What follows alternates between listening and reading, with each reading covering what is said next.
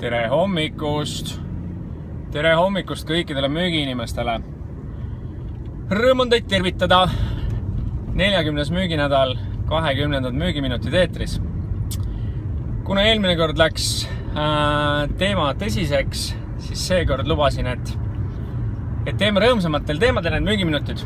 Ja ilmselgelt läheb teema tõsiseks, kui sa saad kehva müügi osaliseks, siis läheb kõigil tuju käest ära. Aga ennem tänast teemat. Mul oli eelmine nädal müügikoolitus, või ma siis tegin eelmine nädal müügikoolitust. Ja kõik sujus väga suurepäraselt ja energia oli hea, tagasiside oli hea. Mulle meeldis ühe tagasiside andnu tagasiside, et kui 7 olid maksimumpunktid, siis kirjutasid, ma ei saa sulle 7 panna, sest areneda saab alati. Ja tegelikult sain ma koolituselt ka väga konstruktiivset tagasisidet, mis aitab mind elus edasi ja juhib tähelepanu mingitele kitsaskohtadele, millega mina pean iseenda juures tegelema. Sellepärast tagasiside on ülimalt hea.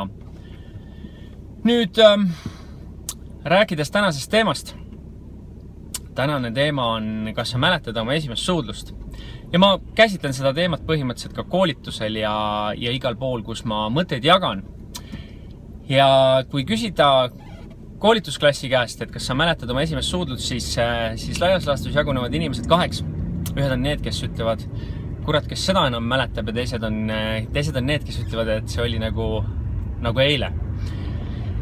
Ja mida ma väidan? Ma väidan seda, et esimese suudluse ja esimese tehingu keemiline koostis on täpselt sama.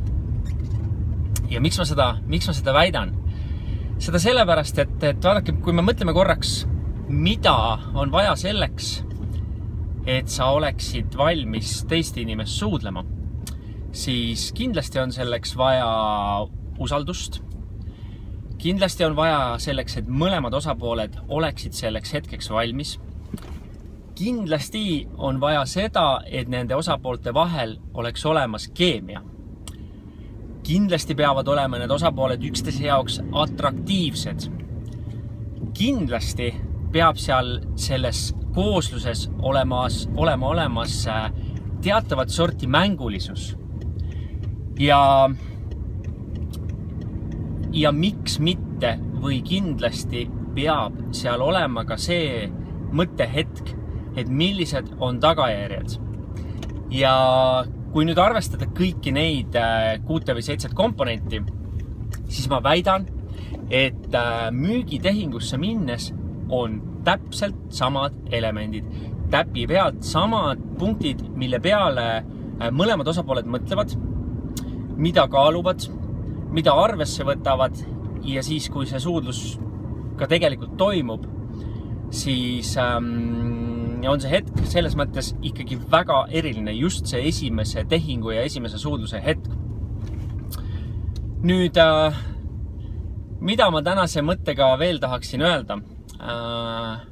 Linna peal on väga palju selliseid, keda võiksime nimetada sarisuudlejateks, kes käivad ja musutavad kõiki ja siis veel räägivad teistele partneritele teiste suudlustest. Nüüd, minu siiras soovitus on see, et kui sa vähegi saad, siis väldi selliseid olukordasid, kus sa käid linna peal kõiki musitamas, ehk siis kogu aeg flirdid kõigiga, aga mitte kedagi ei võta tõsiselt.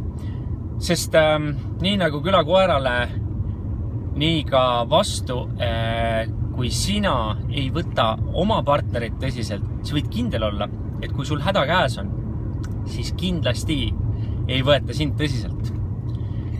Seega ma ütlen, et mõeldes oma esimesele tehingule, mõelge nende samade komponentide peale, milleks siis oli usaldus, valmisolek, keemia, atraktiivsus, mängulisus ja loomulikult tagajärjed. Mõelge ja kaaluge neid asju ja kui te neid kaalute, ma luban, et teie esimene tehing saab olema oluliselt paremini läbimõeldud ja oluliselt kindlam. Selle mõttega ma tahaksingi, loomulikult, mõnikord tasub ka siiski konna suudelda, lootuses, et temast saab prints või printsess. Väike muinasjutuline hõng siia veel sisse, sest mine sa tea. Ja selle mõttega ma tahaksingi tegelikult tänased oluliselt lustakamad müügiminutid lõpetada. Minu koolitus saab jälle nautida arvatavasti novembri lõpus. Hetkel vaatan läbi, mis sellesse päeva olema saab ja võib-olla natukene pean midagi ringi tegema, toetudes kõigi tagasisidele, mida ma koolituselt sain. Ja mõte on ka see novembri koolitus linti võtta, et seda pärast rohkemate inimestega jagada.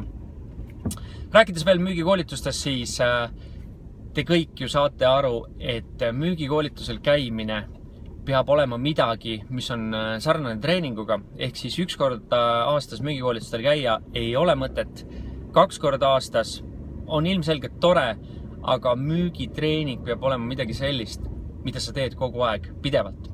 Seega siit kõikidele juhtidele üks väikene mõttetera, et saata oma inimesed 1 kord aastas müügikoolitusele, eraldada eelarvest mingi kohustuslik osa ja pärast loota, et elu läheb paremaks. Ma ei paneks selle peale eriti suuri panuseid välja. Elu on lihtsalt näidanud, et see niimoodi ei tööta. Aga teile kõigile müügiinimesed, mõnusat 40. nädalat. Lõpusirge on käes. Teate küll, et detsembris läheb kõik rahulikumaks ja on kokkuvõtete tegemise aeg.